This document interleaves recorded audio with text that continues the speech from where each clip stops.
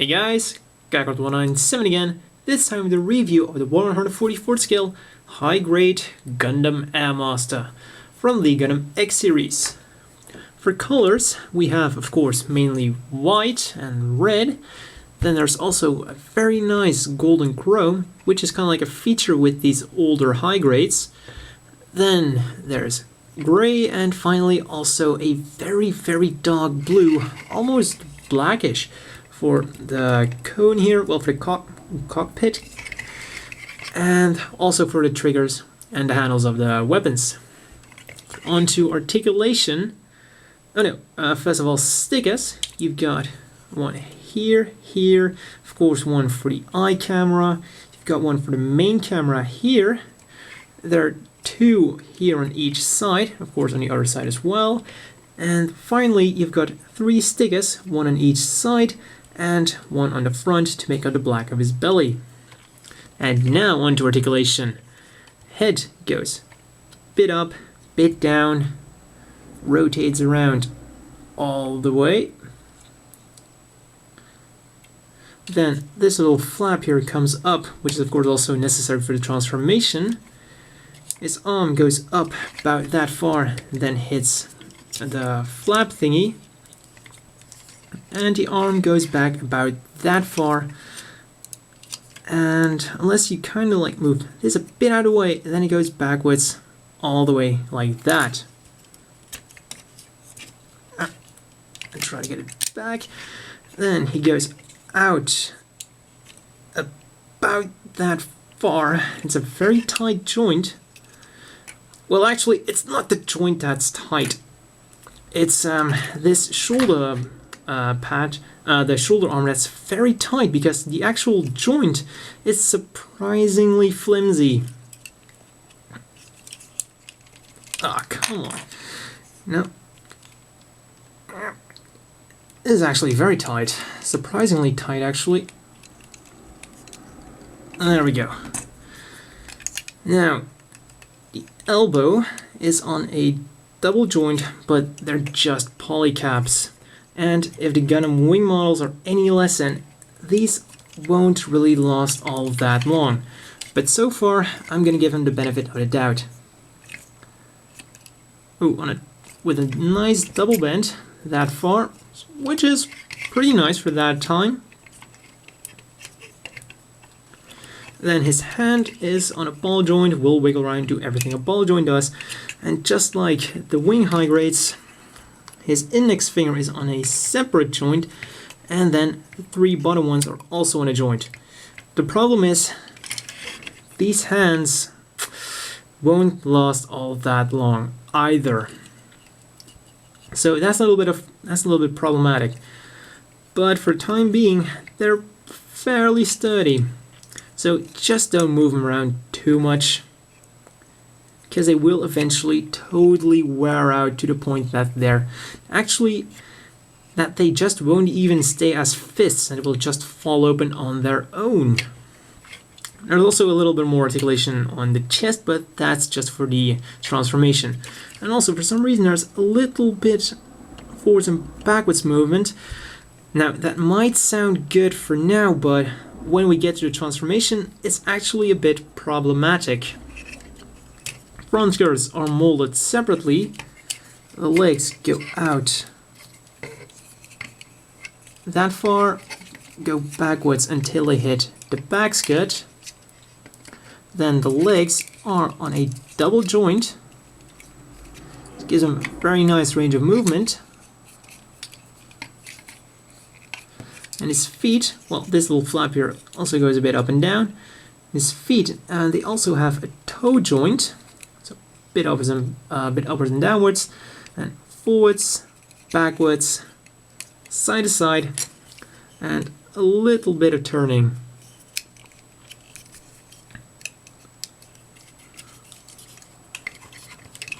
And on to accessories now.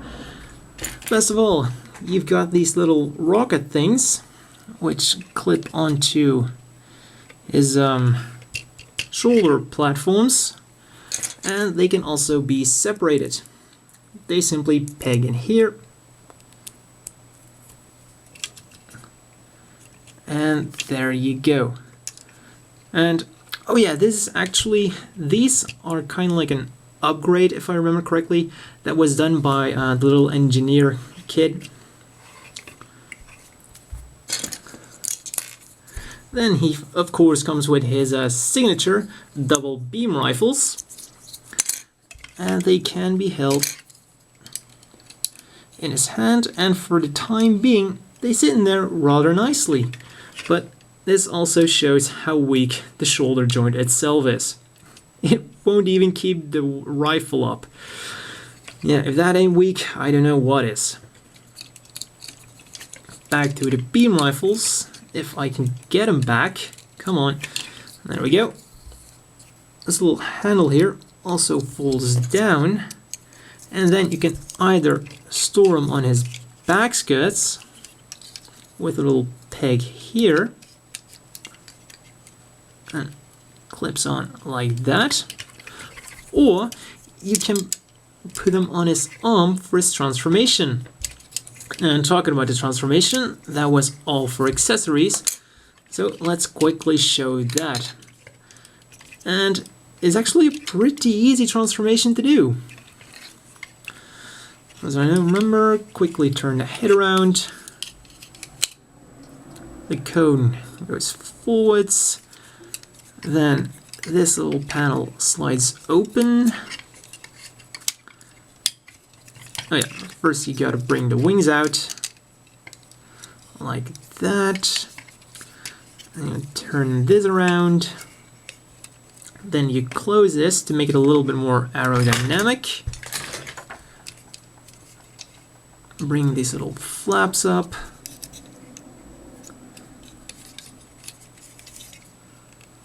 Like that.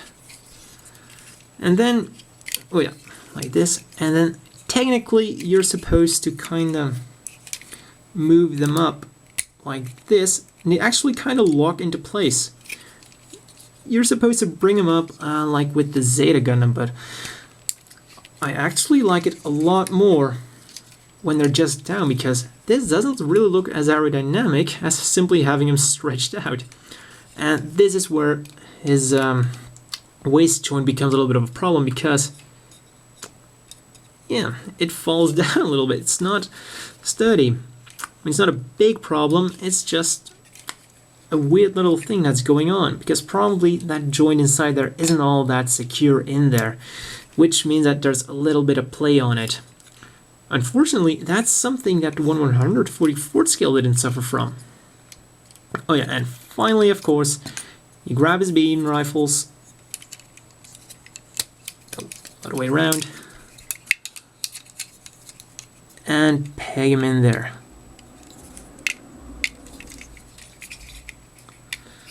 Back up, and there we go. The Airmaster fully transformed.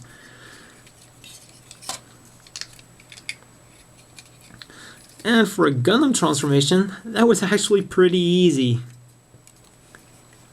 And then of course you can play around with it a little bit and have his wings a little bit more like this or so, or however the way you like it.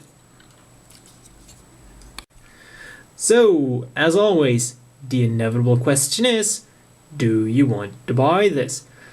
Well, it's definitely a kit with its pros and cons. Some pros are that the articulation for the time is pretty decent. The con then is that his articulation will probably seriously go down over time, and these joints will get seriously loose. Another pro is, as far as the Airmaster design goes, it's a pretty nice representation of it.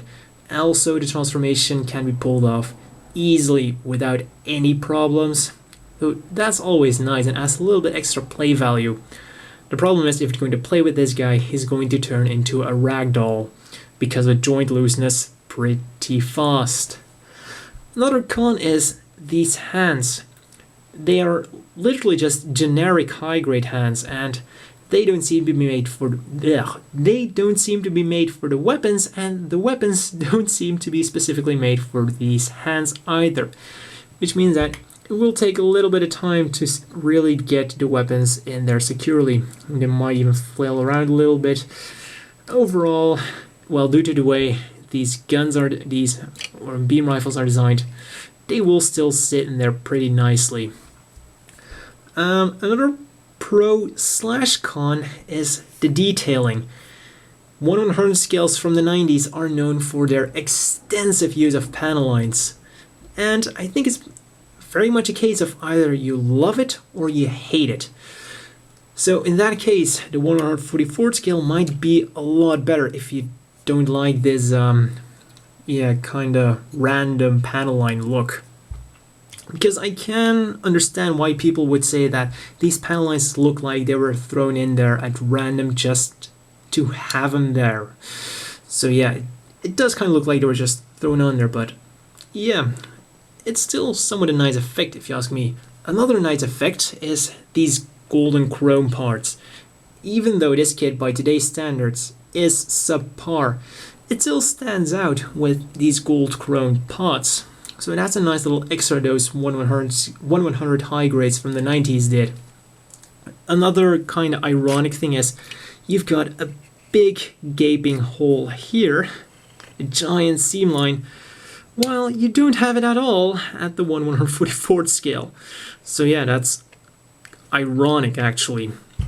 So in the end, you might seriously consider buying the 1/144 scale over the 1/100 scale. The only thing that the 1/100 scale really does better is you get these little rockets here. That's really all. Articulation is of course a little bit better, but overall, this guy's a serious competitor. Not to mention, this is only 1/3 of the price. 1,500 yen versus 500 yen.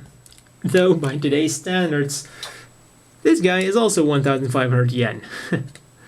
And to end it with a little bit of a size comparison, here he is with another older high grade, the Wing Zero, and as you can see, about the same size as the old Wing models. Now a comparison with a more modern, standard size Jim Quell. And that's all for this review, and see you at the next one.